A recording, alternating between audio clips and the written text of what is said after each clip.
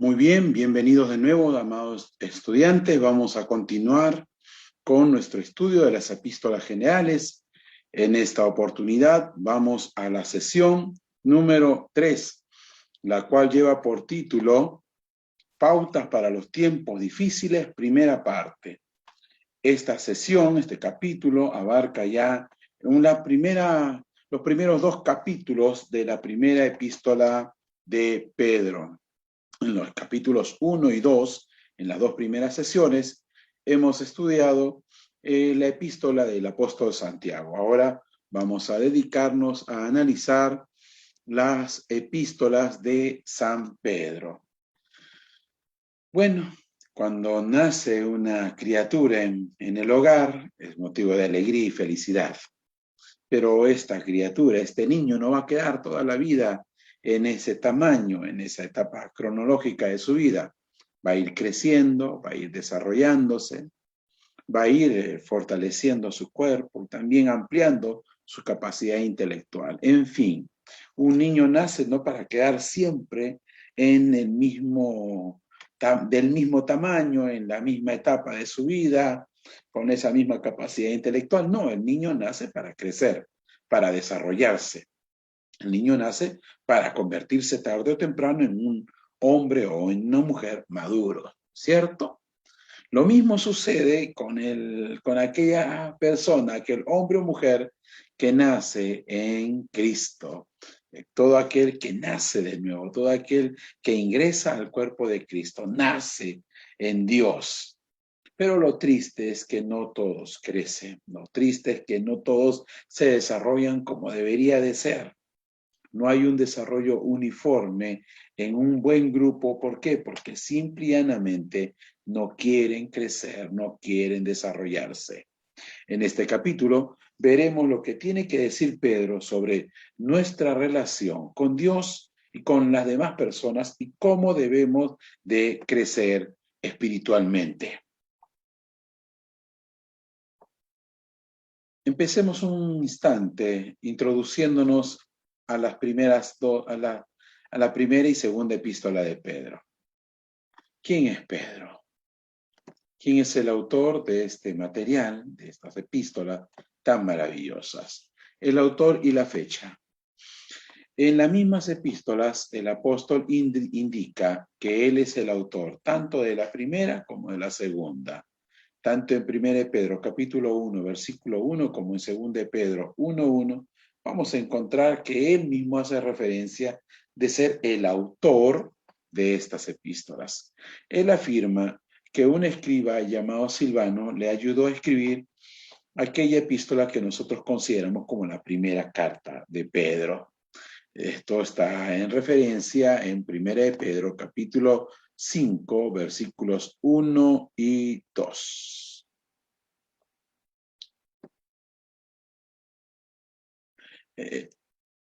Él escribió Primera de Pedro aproximadamente entre los años 60 y 63 de la era cristiana, y Segunda de Pedro cerca del final de su vida, alrededor de los años 66 y 68 de nuestra era.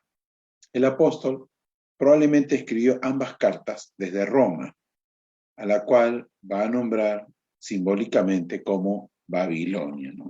Era el término con el que ellos, los cristianos de la iglesia primitiva, se referían a Roma, era como Babilonia. Recuerden bien ese término. Va a ser también empleado por el apóstol Juan en su Apocalipsis. ¿Quiénes son los destinatarios? ¿A quiénes escribió San Pedro?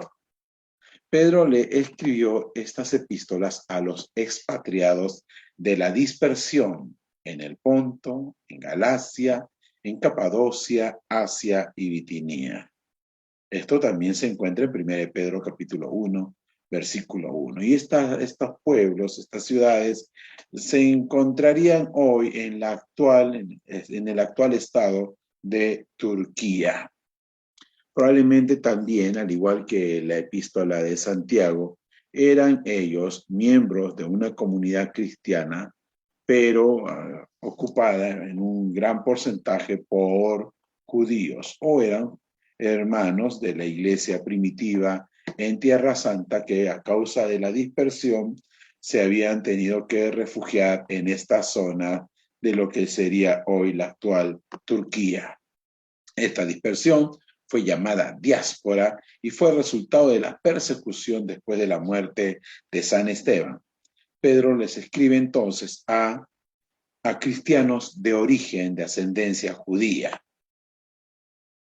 ¿Cuáles son los temas que encontramos? En Primera de Pedro enfatiza dos temas principales: el sufrimiento por la persecución y las relaciones justas mientras viven como extranjeros, peregrinos y forasteros en la tierra. Por otro lado, Segunda de Pedro se centra en los falsos maestros y los malhechores que están dentro de la iglesia. Empezamos entonces con la primera parte de la epístola, la primera epístola de San Pedro. Está el saludo de Pedro. ¿Qué nos dice en esta primera parte? En esta primera parte, San Pedro nos dice que nosotros somos el pueblo elegido de Dios.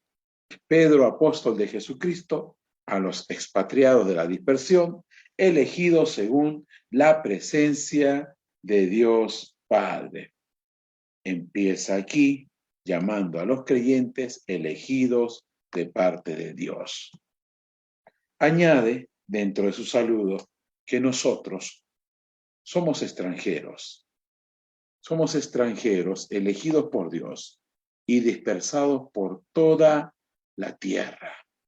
La iglesia, ustedes saben, si bien es cierto, es una unidad, es el cuerpo de Cristo, estamos dispersos por toda la tierra. Pero hay algo que nos une el haber entregado nuestra vida a Cristo. Nos une también el ser uno con el Espíritu Santo de Dios, pero también nos une el haber sido elegidos por Dios para ser hijos suyos. Somos elegidos por la presciencia de Dios, el Padre. Él nos conoció antes de que todo existiera. Esa es una cualidad que solo le pertenece a Dios, ¿no? Que Él nos conoce anticipadamente, antes de que todo acontezca. Esa es la presciencia de Dios, el conocimiento previo de todo. Es que en Dios ya todo sucedió. En Dios ya la historia nuestra ya se dio. Somos nosotros los que estamos recién experimentando esta historia. Pedro nos dice que somos escogidos por la obra santificadora del Espíritu Santo de Dios. El Espíritu Santo es quien está obrando en nuestro interior, es quien nos está santificando. Recuerden que una cosa es santidad, ser apartados por Dios, y otra cosa es la santificación, que es el accionar, es el proceso en el que se encuentra un creyente, donde el creyente pone su parte, pero también Dios está obrando, ayudándonos para completar la santificación total y absoluta. Somos santos ya, pero seguiremos siempre en esta tierra siendo cada vez y más santificados para Dios. ¿Somos elegidos para qué? En la óptica de Pedro, somos elegidos para obedecer a Cristo y ser rociados con la sangre suya. Hace aquí una referencia, ¿no?, a los sacrificios que encontramos en el Antiguo Testamento, donde se rociaba con sangre al sacerdote para ser partícipe, ¿no?, de la obra esta del perdón de pecados, de la remisión de pecados. Somos elegidos también, menciona Pedro, para tener gracia y paz abundante, ¿no? En esta parte acerca de la gracia y la paz abundante. Gracia y paz les sean multiplicados. ¿Qué es pues la gracia? Es la misericordia de Dios que ningún ser humano en la tierra merece. ¿Y qué es la paz? Pues estar en paz con Dios, estar en paz con Él, con nuestro Creador, con quien antes estábamos peleados, distanciados. Y también en paz, ¿con quién? Con todos los que conviven en esta tierra con nosotros. Pedro nos invita a alabar a nuestro Padre por nuestra gloriosa salvación, a darle gracias a Dios por habernos redimido, por habernos salvado. Ahí estamos todos nosotros mencionados en esta parte, alabando a Dios, glorificando a Dios, y nos dice Que primero alabemos a nuestro Padre. ¿Por qué? Porque la salvación hoy nos da una esperanza viva, no una esperanza muerta. Cuando hablamos de una esperanza viva es que estamos seguros de que aquello que se nos ha prometido es real y además producirá la vida verdadera que nosotros estamos esperando. Esta esperanza viva es la que cada hombre y mujer en Cristo anhela llegar. Nosotros le llamamos la vida eterna, nosotros le llamamos la Nueva Jerusalén. Gloria a Dios. Segundo, debemos alabar a nuestro Padre porque la salvación nos garantiza que una herencia eterna. El ser salvos hoy nos convierte en hijos de Dios. Y si hijos de Dios, herederos juntamente con Cristo de todas las promesas y sobre todo de esa vida eterna, de esa nueva Jerusalén maravillosa y gloriosa, para una herencia incorruptible, incontaminada e inmarcesible, reservada en los cielos. ¿Para quién? Para nosotros. Tercero, alabemos a nuestro Padre Celestial porque la salvación nos madura y nos perfecciona por las pruebas. Al inicio les decía que todo niño nace para crecer, para desarrollarse, para madurar. Lo mismo debe pasar con nosotros, debemos crecer, debemos desarrollarnos y madurarnos, pero a veces no sucede aquello. ¿Por qué? Porque no estamos dispuestos a ser perfeccionados por las pruebas. Nos desanimamos, nos desalentamos y muy pronto perdemos la ruta del desarrollo, del crecimiento normal que debe experimentar todo hijo de Dios. Cuarto, alabemos a nuestro Padre porque la salvación va a inspirar un sentimiento de ¿qué? De privilegio. Privilegiados, escogidos, seleccionados. Para Pedro, nosotros hemos recibido el premio más grande, la mayor de todas las recompensas, que no merecemos, obviamente por la gracia. Pero ahí está, es un privilegio y nos insta a sentirnos privilegiados. Así como en una época los judíos se sentían privilegiados de ser el pueblo de Dios, de ser el pueblo de la promesa, de ser la descendencia de Abraham, nosotros la iglesia también debemos sentirnos privilegiados de ser hijos de Dios, de ser coherederos juntamente con Cristo, de ser perdonados de nuestros pecados, de ser tabernáculo del Espíritu Santo. ¿Saben? Hay muchos motivos por los cuales debemos alabar y agradecer a Dios, pero nunca olvidemos ese gran privilegio de ser hijos de Dios, de ser real sacerdocio, nación santa. Continuamos entonces aquí en la primera epístola de Pedro, en el capítulo 1, versículo 13, hasta el capítulo 2, versículo 12. Y aquí Pedro avanza y nos insta a andar en el camino de la santidad. Una santidad que a veces no es muy bien comprendida por muchos. La ven de forma más materialista y menos espiritual o práctica. Como hijos obedientes, nos dice Pedro que seamos santos, como nuestro Padre Celestial es santo. Debemos ser santos en todo lo que hacemos. Así como Dios es santo, nosotros también debemos estar obligados, debemos instarnos a ser santos. Dios es santo en su posición. Dios es santo en sus acciones, su ética, su moral. Dios es santo en su naturaleza. Dios es enteramente santo. Dios es por completo santo. Es el modelo, el ideal a quien debemos nosotros imitar o buscar parecernos. También nos dice que como peregrinos en la tierra, vivamos en este principio, vivamos en el temor reverente. ¿Qué es el temor? No es pues la fobia, no, de estar asustado, no. Es la reverencia máxima que le debía brindar un hijo a su padre. En el siglo I, un hijo debía mostrar una reverencia total y absoluta por su papá. No podía levantarle la voz, no podía discutir contra él. Y nosotros aquí en esta tierra, sabemos que no es nuestra herencia aquí en esta tierra. Nos insta Pedro a que vivamos reverenciando a Dios, temiéndole como debe de ser a Dios. Todos nosotros somos responsables ante Dios. La sangre de Jesucristo redime a los creyentes. nos redime por completo. Así que no nos burlemos de Dios. Tengámosle respeto, un respeto máximo, el respeto que Él se merece por ser nuestro Padre, por ser nuestro Creador, por ser el dador de nuestra vida. Como hermanos, esto ya en relación a los creyentes, debemos amarnos unos a otros profundamente. Por eso se insta Pedro a que erradiquemos toda malicia, todo engaño, toda hipocresía, toda envidia, toda calumnia. La malicia es cualquier intento o acción que provoca daño a otras personas. El engaño es la astucia o cualquier forma deliberada de encubrir la verdad. La hipocresía se refiere a cubrir el mal interior con la justicia falsa exterior. Muchos hipócritas, ¿no es cierto?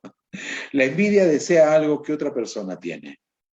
Y la calumnia proviene de una palabra griega, catalalia, que significa hablar contra. Todo esto debe desaparecer del cristiano. ¿Por qué? Porque no nos permite amar como debe de ser, con toda la profundidad, a los que son tan cristianos como nosotros. Y aún a los no cristianos. Debemos amar a todos y erradicar esas marcas, esos frutos de la carne que se acaban de mencionar, que están en este punto C. Como bebés, anhelemos la leche espiritual que se encuentra solo ¿en dónde? En la palabra de Dios, para crecer en salvación. Y otra vez nos trae aquí la figura del niño, del que recién acaba de nacer. Pedro ordena a sus lectores que aumenten su hambre por la palabra de Dios, porque es la palabra de Dios la que nos va a ayudar a crecer, a madurar, a desarrollarnos. Ya saben ustedes que una criatura que tiene hambre, pues es una criatura normal. Un bebé que tiene hambre es un bebé normal. Pero un bebé que no tiene apetito, que no busca comer, que no llora por alimento, no está bien, está enfermo, está mal. De igual manera, el creyente que no busca la palabra, que no busca aprender más de la palabra, que no busca leer más la palabra, pues no está bien. Definitivamente no está bien, está enfermo. Como piedras vivas y sacerdotes del templo de Dios, debemos ofrecer sacrificios, pero no los sacrificios ni de carnero, ni de vaca, ni de ningún animal, sino sacrificios espirituales. Recordemos que Jesús es la piedra angular, la piedra viva del templo espiritual de Dios. Ahora nosotros creemos que somos piedras vivas y sacerdotes del templo espiritual de Dios y por lo tanto debemos estar dispuestos, así como Cristo ofreció sacrificio espiritual, su vida entera en integridad, sin pecado, con un mensaje alentador a la humanidad, nosotros también debemos hacer lo mismo, sacrificar todo lo malo de nuestra vida, erradicarlo y dedicarnos a servirle a Dios, a darle sacrificios espirituales. Amados hermanos, esto de aquí, hermanos míos, nos lleva a cada uno de nosotros a buscar más de Dios. La epístola de San Pedro nos insta, hermanos, a crecer, a desarrollarnos, a no quedarnos en la primera etapa, a no crecer tampoco deformes. Por lo tanto, muy importante alimentarnos de la palabra. Muy importante alabar y agradecer a Dios por todas las obras maravillosas que Él hace a favor de nosotros. Y también, mis amados hermanos, amar al prójimo, querer a los que juntamente con nosotros son peregrinos en esta tierra y estamos tan solo de paso. Dios lo bendiga a todos ustedes. Los instamos, por favor, a leer el material, a repasarlo, a darle una lectura previa para estar preparados a la evaluación que se encuentra allí ya puesto en la página del Moodle. Dios lo bendiga a todos ustedes, hermanos. Se despide de esta sesión el pastor Hugo Barahona. Nos vemos en la cuarta sesión a seguir estudiando, a seguir leyendo. Les recomiendo que lean primero la epístola de Santiago y continúen con las epístolas de Pedro para que podamos entender a profundidad su mensaje. Dios lo bendiga a todos ustedes. Muchísimas gracias. Hasta la próxima.